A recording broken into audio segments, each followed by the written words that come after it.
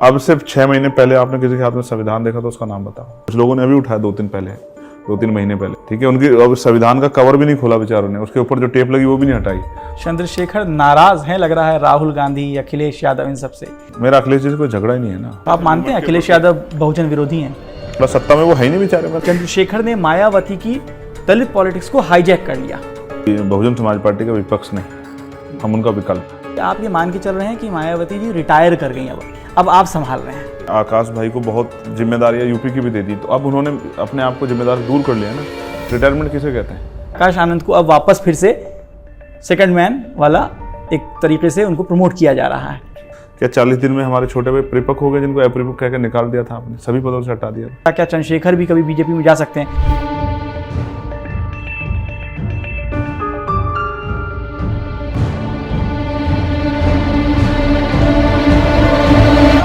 मैं चंद्रशेखर, जो लोकसभा का सदस्य निर्वाचित हुआ हूं। आदाब, मैं हूं शादाब। सड़क पर संघर्ष और फिर संसद का सफर। हमारे साथ चंद्रशेखर हैं, भीम आर्मी से आज़ाद समाज पार्टी बनी और अब नगीना से सांसद हैं, जीत कर आए हैं, नए नवेले सांसद। बहुत बहुत शुक्रिया हमसे बात करने के लिए। धन्यवाद। अभी सोचा था कि संसद पहुंचेंगे, कोई टारगेट था ऐसा? व्यक्तिगत रूप से अपने लिए तो नहीं, लेकिन सोच तो बहुत कुछ रखा है। क्योंकि जब मैं जेल में था और निर्दोष होते मेरे ऊपर राशुका लगी बेल मिलने के बाद, तो उस दिन मुझे ये एहसास हुआ था कि सत्ता में कितनी ताकत है। और डॉक्टर अंबेडकर जो हमारे नेता हैं, उन्होंने भी कहा political power is the master की। राजनीतिक सत्ता वो चाबी है जो आपकी सारी परेशानियों का हल कर सकती है। आज हमारे लोग इस देश में परेशान हैं, तो उनके लिए सोचा है कि हमें पॉलिटिकल पावर अचीव करनी। ये एक पहला कदम है। मैंने जाके रास्ते खोलने का काम किया है और मेरे बाद बहुत सारे लोग पार्लियामेंट और असेंबली में आएंगे और अपने लोगों के हकों के लिए लड़ेंगे और आज़ाद समाज पार्टी के जरिए एक बहुत बड़ा परिवर्तन देश में होगा। संसद में आप पहली बार गए होंगे, किसी भी मतलब इस तरह के पॉलिटिकल विधानसभा हो या लोकसभा हो, संसद पहली बार था, तो वो क्या फीलिंग थी? क्योंकि ये बहुत सारे युवा हैं, बहुत सारे लोग हैं, वो समझना चाहते हैं, या मतलब वो क्या पहली बार आप उस जगह जा रहे हैं, लोगों का अब आपके ऊपर एक रिस्पॉन्सिबिलिटी और बढ़ गई है, तो वो क्या फीलिंग थी? अगर आप वो थोड़ा महसूस क्या किया आपने, एहसास? बेसिकली क्या ना, वो एक बहुत ताकतवर जगह है। पार्लियामेंट हमारी देश की सर्वोच्च शक्ति है, तो वहाँ उस जगह पर जाना और वहाँ के जरिए आवाज़ उठाना, ये एक नया अनुभव है। सड़क पे हम अपनी बात को खड़े होकर बोलते हैं, कोई हमें नहीं रोकता, लेकिन वहाँ हमारी बात को रोकने टोकने वाले बहुत सारे लोग हैं और वहाँ हमको सीमाओं में बात रखनी है। क्योंकि अगर हम वहाँ बोलेंगे नहीं सदा अपने लोगों के हितों के लिए, उनके मुद्दों के लिए, उन पे होने वाले जुर्म जाति पे, नगीना में जो परेशानी है, अगर उनके लिए हम बोल नहीं पाएंगे, हम चुने हुए प्रतिनिधि, तो फिर वो सरकार उनकी तरफ देखेगी कैसे? और जब सरकार उन मुद्दों पर देखेगी नहीं, विचार नहीं करेगी, तो फिर परिवर्तन कैसे होगा? फिर तो हमारा आना ना आना बेकार हो जाएगा। आपने शपथ लिया, उसके बाद कुछ आपको किसी ने कुछ कहा था, संसद में हुआ क्या था वो? बेसिकली मैंने शपथ ली और मैंने शपथ के साथ बहुत सारे जो है स्लोगन जिनको मैं यूज करता हूँ, जय भीम, जय भारत, जय संविधान, जय मंडल, जय जोहार, जय जवान, जय किसान, जय विज्ञान, भारतीय लोकतंत्र जिंदाबाद, भारतीय संविधान जिंदाबाद, भारत की महान जनता की जय हो, सतगुरु रविदास जी अमर रहें। तो ये जब मैंने नारे लगाए तो किसी को चुभा, तो उन्होंने मेरे ऊपर कटाक्ष किया कि क्या पूरा भाषण ही पढ़ोगे? किसको चुभा? अब ये सत्ता पक्ष का कोई व्यक्ति होगा, मैंने देखा नहीं उसको, कोई सांसद ही रहेंगे, माने सांसद ही। तो मैंने उनसे कहा कि इसलिए तो हम लोग यहाँ आएंगे, अगर हम यहाँ नहीं बोलेंगे तो कहाँ बोलेंगे? पहले हम सड़कों पर बोलते थे, बहुत लंबा संघर्ष रहा सड़कों पे। अब सड़क से हम यहाँ आए तो यहाँ बोलेंगे, तो इसलिए तो आए। और हमारे लोगों ने भेजा में क्यों है? ये यहाँ गूंगे रहने के लिए थोड़ा है, यहाँ तो बोलने के लिए आए। तो इतनी जोर से बोलेंगे, मैंने कहा भी इनको कि कान बहरे हो जाएंगे उनके, जो हमारी आवाज़ों को नहीं सुनना चाहते। मतलब चंद्रशेखर अपना जो सड़क वाला तेवर संसद में दिखा रहे हैं, वो जो है, वो लोग अपेक्षा लगाए बैठे हैं कि चंद्रशेखर आज़ाद हमारे विषय पे भी बोलेंगे और जो जुल्म जाति यहाँ सरकारों द्वारा, चाहे सेंटर के स्टेट की हमारे साथ हो रही है, जो मुद्दे हमारे इन पर चर्चा नहीं हो रही, उन पर चर्चा कराएंगे और हमें हमारे हक दिलाएंगे। जब बार बार आप बात करते हैं हमारे लोग आप कहते हैं, अक्सर मैंने सुना है आपको, और अभी भी आप हमारी बातों में कह रहे हैं, तो कहा जा रहा है कि क्योंकि आपको एक दलित आइडेंटिटी और दलित पॉलिटिक्स से जोड़ के दिखा जाता है, आपके विरोधी भी देखते हैं, आपके साथी भी देखते हैं, तमाम लोग आपको, बहुत लोग इस तरह देखते हैं, उनके अपने देखने देखने के नज़रिया है। तो ये जो एक टर्म है कि आप दलित पॉलिटिक्स को लेकर चल रहे हैं या नज़रिया है, उसमें कहा जा रहा है कि आपने मतलब चंद्रशेखर ने मायावती की दलित पॉलिटिक्स को हाईजैक कर लिया। देखिए, पहली बात तो बहन जी हमारे नेता हैं और सीनियर हैं, बहुत लंबे समय उन्होंने सेवा की है, मेरी तो बड़ी है, मैं हमेशा उनका सम्मान करता हूँ। अब जो उनका अधूरा काम है, देखो ऐसा होता है, एक लेगेसी चलती आती है, दादा जो काम कर जाते हैं, जो बाकी काम होता है वो उनका बेटा करता है, फिर उनके जो अधूरे काम है फिर उनका बेटा करता है, ये चलता रहता है। और परिवर्तन एक लंबी प्रक्रिया है, ये सतत चलती रहेगी। जो हमसे कुछ बच जाएगा वो हमारे बाद वाली पीढ़ी करेगी।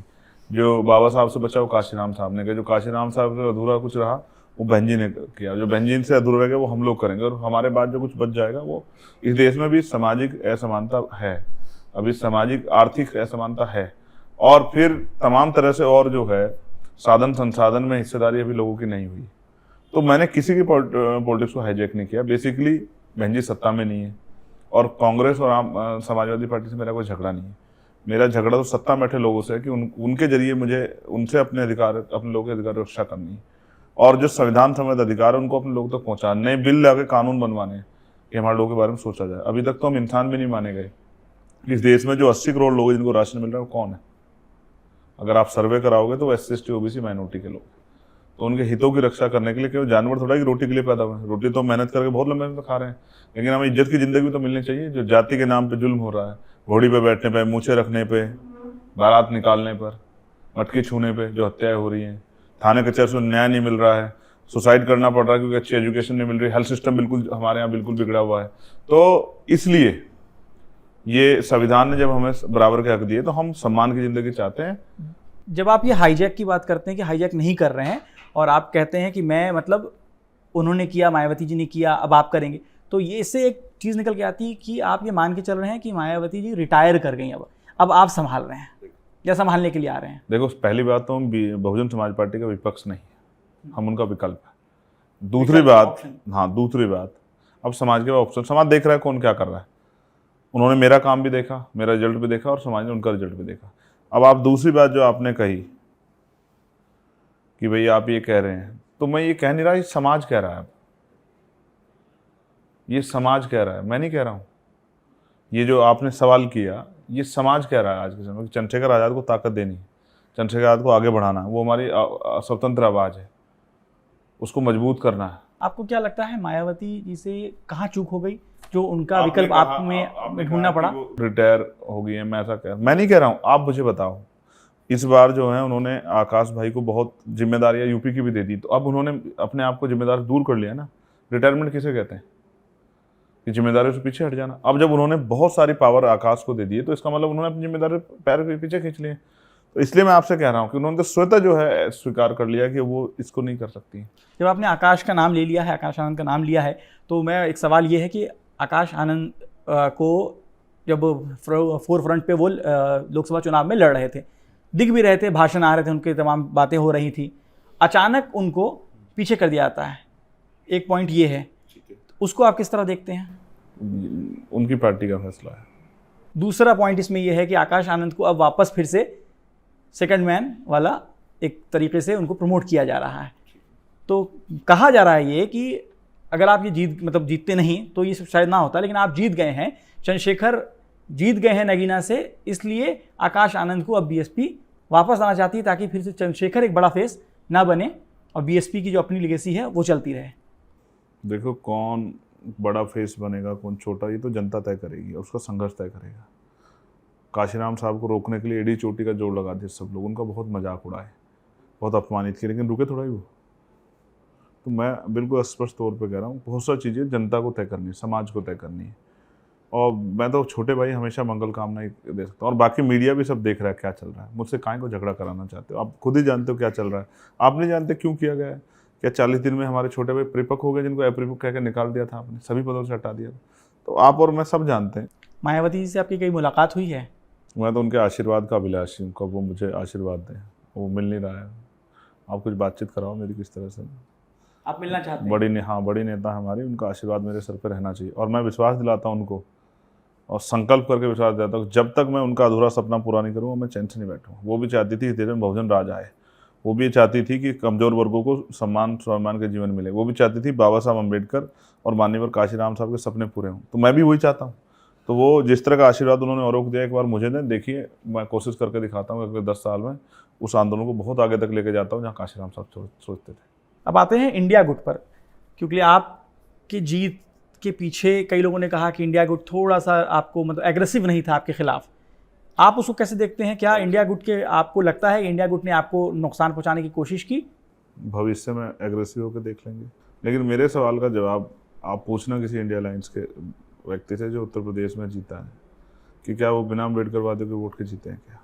अगर कोई जीता तो जरा हाथ खड़ा करके बताए, फिर अगली बार जब चुनाव आएगा तब उनसे बात करेंगे। लोकसभा चुनाव 2024, चंद्रशेखर और अखिलेश यादव, इन दोनों की बात कहाँ नहीं बनी? क्या कोई बात हो रही उन्होंने जवाब दिया है। नहीं, मैं आपसे जानना चाह रहा हूँ, इनसाइड स्टोरी कह लीजिए। अब ऐसा ना, मैं तो चाहता था और मैंने इसके लिए बहुत प्रयास किया, कांग्रेस के लोगों से बात की, समाजवादी के लोगों से बात की, और जो है शरद पवार जी से बात की, और जहाँ तक मेरे रिलेशन थे मैंने उन सब से बात की कि भाई मैं इसका हिस्सा रहना चाहता हूँ और मैं चाहता हूँ कि भारतीय जनता पार्टी रोकने में हम अपना रोल अदा करें, लेकिन उनको मेरी ज़रूरत नहीं थी, उन्होंने मना कर दिया। तो अब ठीक है, उन्होंने मना कर दिया, मैं उनसे काहे को लड़ूँ? मैंने कहा ना कि वो हमारे परिवार के लोग हैं, मेरा उनसे कोई झगड़ा नहीं है। अब मुझे मिले 2-3 बार सदन में मिल गए, ठीक है। तो ऐसे में अब सवाल ये आएगा कि चंद्रशेखर इंडिया गुट के साथ हैं या एनडीए के साथ हैं? मूर्खता वाला सवाल है। सवाल तो है। फिर मैं आपसे कह रहा हूँ, लोग अच्छा ऐसा क्या है कि वन मैन शो क्यों नहीं होता हमारे यहाँ कि एक आदमी के नाम पे चुनाव होता है जैसे अमेरिका में होता है और फिर वो अपनी कैबिनेट तैयार करता है? हमारे यहाँ तो हर लोकसभा क्षेत्र में चुनाव होता है और जनता अपने मन से वोट देती है जिसको बेहतर से बेहतर चाहती है। तो फिर ये कहाँ आ गया कि भाई इधर रहो या उधर रहो? और फिर मैं कह रहा हूँ, नाम राइट है ना लेफ्ट है, हम बहुजन है। मेरी बात पे गौर करो, नाम राइट है नाम लेफ्ट है, हम क्या है? बहुजन। हम पे आइडेंटिटी है। हम अगर सिंगल भी रहेंगे अम्बेडकरवादी तो अपनी आइडेंटिटी के साथ रहेंगे, अपने मुद्दों के साथ रहेंगे। हमारी पॉलिटिक्स भी वो अपने मुद्दों की पॉलिटिक्स है। और किसने किया हमारा रास्ता आसान? सब लोग हमारे खिलाफ प्रत्याशी लड़ाए। और ये तो छोड़ो, जब 2022 में मुख्यमंत्री के खिलाफ लड़े और मुख्यमंत्री के खिलाफ भी हम लड़ रहे थे और इन्होंने भी अपने प्रत्याशी उतारे जानबूझ के जाके वहाँ। उस वक्त भी आपकी बात नहीं बनी थी। मैं क्या कह रहा हूँ? तो इसलिए इन्होंने कौन से रास्ते आसान किए? इन्होंने तो हमारे रास्ते रोकने के लिए कितने इनिशिएटिव के जोड़ लगाए। बड़े बड़े नेता आए वहाँ, बड़े बड़े भाषण देख गए, ठीक है भाई, स्वागत है। उस वक्त आपने भी कहा था बहुजन विरोधी हैं लोग। आज भी वो स्थिति है। वो पिछली बार उन्होंने आरोप लगा दिया था कि भाई हमने जो है चंद्रशेखर पर किसी का फ़ोन आ गया था। इस बार मेरे पास किसी का फ़ोन नहीं आया, इस बार आपके पास आ गया किसी का फ़ोन। इस बार आपने कहा कि हम नहीं लेते। तो आप मानते हैं अखिलेश यादव बहुजन विरोधी हैं? मैं क्या कह रहा हूँ, मेरा अखिलेश जी से कोई झगड़ा ही नहीं है ना। वो भी बहुजन समाज का हिस्सा है। मेहनत करें, समाज में अपनी जगह बनाएं और मजबूत करें। हम भी अपने आज़ाद समाज पार्टी के जरिए लोगों से विश्वास मांगेंगे कि भाई हमें मत दो, हमें मौका दो। मेरा उनसे झगड़ा नहीं, मेरा झगड़ा सत्ता में वो है ही नहीं बेचारे, मैं उनसे क्या झगड़ा करूँ? चलिए बताइए कि आप जीत गए हैं तो शुरुआत, अब कुछ काम तो करना पड़ेगा। तो ऐसा 3 क्या काम करने वाले हैं आप? एकदम प्लान में आपके क्या है चेकलिस्ट में कि भाई 1, 2, 3 ये काम हमको करना है? चंद्रशेखर को क्या काम करना है अपने लोगों के लिए या नगीना के लिए, जिससे एक मैसेज जाए कि आप नगीना में सबसे पहले मैं बिल्कुल तैयार हूँ। मैंने प्राइवेट बिल जो है उसके नोटिस कर दिए हैं कि भाई मैं चाहता हूँ नगीना में एक इंडस्ट्रियल एरिया लगे, वहाँ के लाखों नौजवानों को रोज़गार मिले, जो टेक्निकल और नॉन टेक्निकल सभी बच्चों के लिए हो। दूसरा, एम्स जैसा हॉस्पिटल वहाँ होना चाहिए, इसके लिए भी मैं अब जब मुझे मौका मिलेगा मैं आवाज़ उठाऊँगा। और तीसरा, मेरे यहाँ बाढ़ की बहुत बड़ी समस्या है। हज़ारों लोगों को परेशानी होती है, 1000 लोगों की फसल बह जाती है, तमाम तरह की और लोगों की जानें जाती हैं। तो बाढ़ पे भी जो है मजबूत जो है बाढ़ की समस्या का हल हो, एक मजबूत उसके लिए कोई हल निकले। और मैं ये चाहता हूँ हमारे यहाँ एक स्पोर्ट कॉलेज बने, हमारे यहाँ जो है यूनिवर्सिटी बने, बेटियों के लिए अलग से स्कूल बने। और मैं यूपी जो है स्तर पे भी जो है कॉलेजेस उसके हॉस्पिटल्स के लिए प्रायोरिटी करूँगा नगीना लोकसभा में। तो बहुत सारे ऐसे इशू हैं जिन पे काम होना है।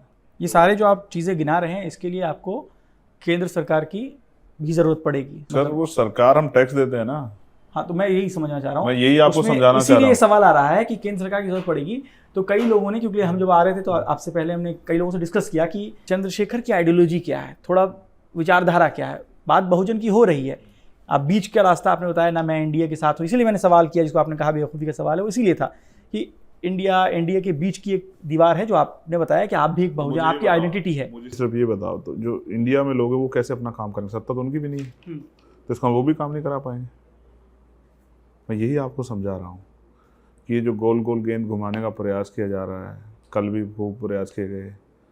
तो हम वैचारिक लोग हैं और हमारी आइडेंटिटी जो है ना वो बहुजन है। मैंने आपको बता रहा हूँ, अगर हमारी आइडेंटिटी को आपको और देखना हो तो हम हैं संविधान के सबसे बड़े समर्थक, जो 10 साल से पिछले 10 साल से संविधान को लेकर लोगों को जागरूक करते घूम रहे हैं। कुछ लोगों ने अभी उठाया 2-3 महीने पहले, ठीक है। उनकी अब संविधान का कवर भी नहीं खोला बेचारों ने, उसके ऊपर जो टेप लगी वो भी नहीं हटाई।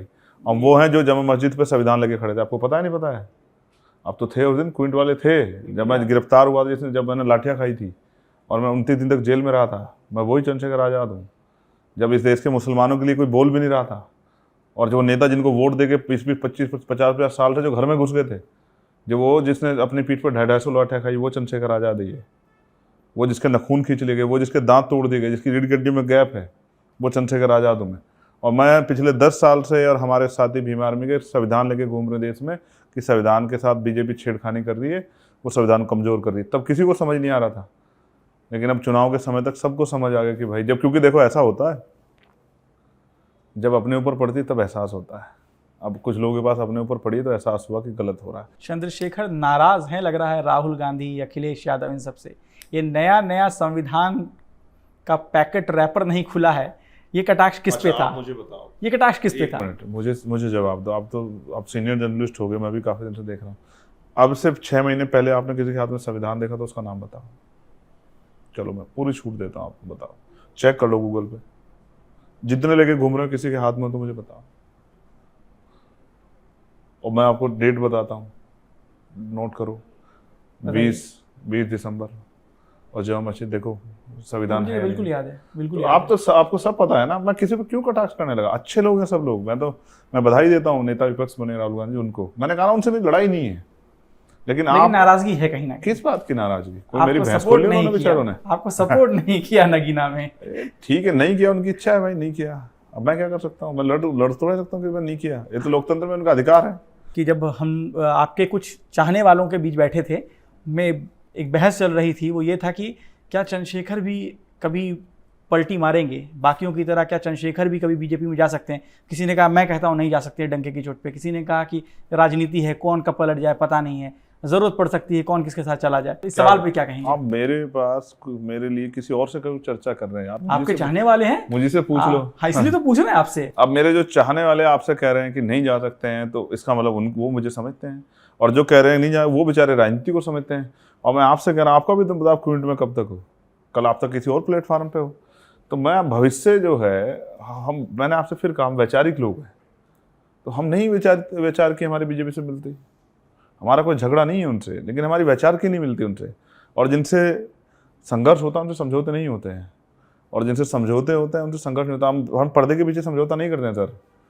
अगर करना होता तो सामने ही करते हैं। अगर हमें मंत्री पद और इस चीज़ की इच्छा होती तो इस बार भी हम पे बहुत सारे अवसर थे। बहुत सारे लोग जो हैं बने 1-1 सीट वाले मंत्री, 2-2 सीट वाले, तो हम भी चले जाते मंत्री बनने। हमें बनना ही नहीं ऐसा मंत्री। हम तो जनता के दिल में रहना चाहते हैं बस। हम जिन लोगों की आवाज़ है उनकी बात उठाना चाहते हैं, और उनकी निष्पक्ष आवाज़ बने रहना चाहते हैं, जिस पर कोई दबाव ना हो। आखिरी क्वेश्चन पे आते हैं। गोरखपुर से आपने चुनाव लड़ा था 2022 में, चुनाव आप हार गए थे बहुत बुरी तरह, जमानत जब्त हुई मेरी। चलिए, एक अच्छा है कि आप खुद से एक मजबूत एक्सेप्ट कर रहे हैं। करना चाहिए भाई, कारण मेरी फील्ड ही नहीं थी भाई। मैंने चुनाव से 10 दिन पहले तय किया, जब मेरा लाइन टूट गया, कि क्या करना है, खाली बैठ के क्या करेंगे। इस बार भी मैंने कुछ ऐसा किया है, तो मैं चला गया गोरखपुर लड़ने के लिए। मेरी फील्ड ही नहीं भाई। गोरखपुर के लोगों ने मुझे ढंग से देखा नहीं, मैंने उस क्षेत्र को नहीं देखा, फिर भी मैंने जाके, मेरे अंदर हिम्मत तो देखो। मुझे MP MLA बनने का शौक थोड़ा ही था। मैंने प्रदेश के सबसे मजबूत नेता के खिलाफ जाकर चुनाव लड़कर एहसास कराया कि हम लड़ना जानते हैं। तो गोरखपुर वाला जो समीकरण था, वो आप कह रहे हैं कि 10 दिन में चुनाव लड़ा, इसलिए लोग आपको बहुत ज्यादा समझ नहीं पाए। और नया चुनाव निशान, और यहाँ जो चुनाव लड़ा आपने नगीना में, इस दोनों के में फर्क क्या दिखता है? 1.5 साल मेहनत की यहाँ, और 600 से ज्यादा गाँव में मैं अकेला गया, और हमारी यूनिट ने एक गाँव कवर किया, हमारी बात को लेके गए, और लोगों से कहा कि भाई जो आदमी जिसके ऊपर चर्चल गोली चली गई, जिसकी जान का भरोसा नहीं, वो आपके लिए सब कुछ करने को तैयार है, आप उसको मौका दो। तो तमाम लोगों ने कहा कि भाई बड़ी बड़ी पार्टियां, नेताओं ने कहा, मीडिया के लोगों ने कहा बड़ी पार्टियां, राष्ट्रीय पार्टियां, अलायंस है समाजवादी और कांग्रेस का और अन्य पार्टियों का, इतने बड़े बड़े नेता, और BSP है और सब भाजपा है, तो कैसे जीतेंगे? तो वहाँ की महान जनता ने कहा कि हमारा बेटा हम जिता के भेजेंगे। और आवाज़ में भले ही नगीना ने दी हो मुझे, लेकिन देश में अगर कहीं भी किसी कमजोर पर जुल्म होगा तो चंद्रशेखर आज़ाद उनकी लड़ाई लड़ेगा, घर में नहीं बैठेगा। चलिए, तो हम ये तो एक सीढ़ी है सर। सीढ़ी का एक डंडा है ये भी, अभी बहुत सारी ऊंचाइयां छूनी है आज़ाद समाज पार्टी को। चलिए हम उम्मीद करते हैं कि आप ऊंचाइयों को छुएं।